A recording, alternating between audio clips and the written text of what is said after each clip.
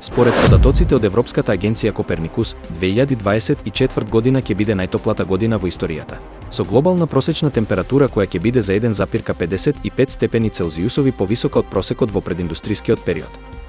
Оваа година ќе ја надмине 2023 година, кога температурата беше за 1,48 степени Целзиусови повисока од прединдустрискиот просек. Овој пораст на температурите е значителен потсетник за сериозноста на климатските промени и опасностите кои произлегуваат од нив. Генералниот секретар на Обединетите нации, Антонио Гутереш, веќе предупреди за можен климатски колапс и поттикна на итна акција. Според директорката на Коперникус, Саманта Берджис, оваа климатска криза треба да биде катализатор за зголемување на амбициите на предстојната климатска конференција КОП29, која ќе се одржи во Баку, Азербејџан. На конференцијата во Париз во 2015 година, земјите се согласија да го ограничат глобалното затоплување под 2 степени, а идеално до 1,5 степени Целзиусови, но во реалноста овој праг веќе е надминат.